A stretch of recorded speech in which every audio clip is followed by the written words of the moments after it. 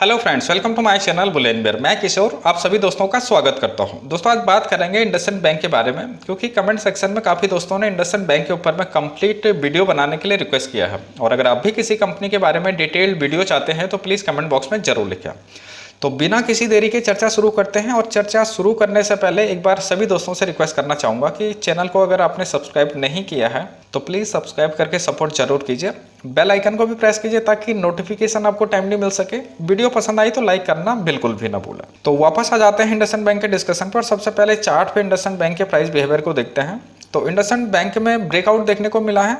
31 अगस्त 2020 को इसने 712 का हाई बनाया था और जिसे कि इसने 5 नवंबर को अच्छे वॉल्यूम के साथ में ब्रेकआउट किया है। तो स्टॉक में जबरदस्त तेजी देखने को मिल रही है। खासकर अगर हम नवंबर मंथ की बात करें तो नवंबर माह में ही इसमें लगभग 30% की तेजी देखी जा चुकी है। अब बात आती है तेजी कहां तक बरकरार रह सकती है या फिर इसके हम अगर रेजिस्टेंस की बात करें तो दोस्तों 860 का जो लेवल है इसके लिए रेजिस्टेंस का जोन है। और अगर ये लेवल ब्रेकआउट होते हैं तो फिर 1000 के लेवल भी आपको जल्दी देखने को मिल सकते हैं। हिस्ट्री को अगर आप देखें तो सन 2015 यानी कि जनवरी सन 2015 से लेके फरवरी 2016 तक इन्हीं लेवल्स के ऊपर में स्टॉक सपोर्ट लेता हुआ नजर आया था। तो हो सकता है कि यहाँ पर भी स्टॉक कंसोलिडेट करे, क्योंकि कोविड-19 के पैनिक के चलते स्टॉक लगभग 235 का लो मार्क कर चुका है और लो प्राइस 235 अगर हम देखते हैं तो स्टॉक में लगभग 300% की तेजी देखी जा चुकी है। हालांकि अगर हम इसके ऑल टाइम हाई को देखें जो कि इसका 2030 रुपए का है तो स्टॉक अपने ऑल टाइम हाई से अभी भी काफी नीचे ट्रेड कर रहा है। तो अपसाइड में इसमें काफी अच्छी गुंजाइश नजर आती है।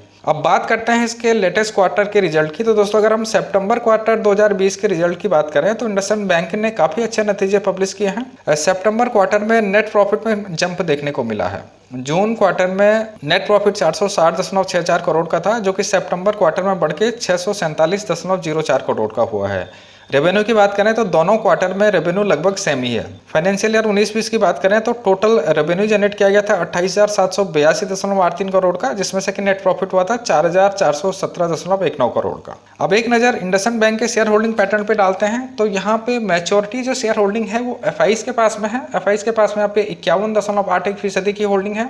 म्यूचुअल फंड के पास में 11.11% की होल्डिंग है। इंश्योरेंस कंपनीज के पास में 6.02% की होल्डिंग है। नॉन इंस्टीट्यूशनल इन्वेस्टर के पास में 16.27% की होल्डिंग है और प्रमोटर के पास में यहाँ पे मात्र 14.68% की होल्डिंग है।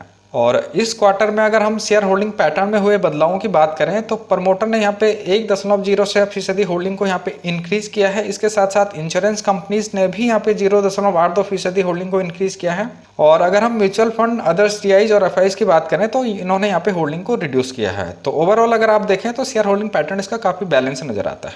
अब बात करते हैं अगर आप इंडसइंड बैंक में इन लेवल्स पे पोजीशन बनाना चाहते हैं तो एक्सपर्ट इस विषय में क्या राय रखते हैं। तो दोस्तों टिकटेट.इन पे मैं आपको लेके आया हूँ। यहाँ पे आप देख सकते हैं 48 एनालिस्ट यहाँ पे इंडसइंड बैंक को कवर कर रहे हैं और 48 एनालिस्ट में से लगभग 30 एनालिस्ट का मानना है कि स्टॉक में भी बाय किया जा सकता है। यानी कि 67% के आसपास में एनालिस्ट कहते हैं कि स्टॉक को बाय किया जा सकता है। इन्वेस्टमेंट चेकलिस्ट को भी देखें तो 5 में से 3 पैरामीटर यहाँ पे ग्रीन सिग्नल देते हैं।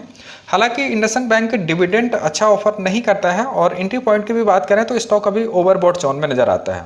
तो हो सकता है कि यहाँ पे करेक्शन भी हो और यहाँ पे प्रॉफिट बुकिंग भी देखने को मिल सकती है। तो ओवरऑल अगर हम लॉन्ग टर्म के लिए देखें तो स्टॉक में बाय किया जा सकता है। अब इंडसइंड बैंक की रिटर्न हिस्ट्री को देखते हैं और समझते हैं कि इंडसइंड बैंक ने इन्वेस्टर को किस तरीके से रिटर्न बना के दिए हैं। तो दोस्तों अगर हम जनवरी सन 2000 से देखें अब तक तो इंडसइंड बैंक 2,888.24% के रिटर्न दे चुका है। हालांकि 5 सालों में इसकी परफॉर्मेंस काफी नेगेटिव रही है और रिटर्न भी यहाँ पे नेगेटिव है। 13.23% के नेगेटिव रिटर्न है।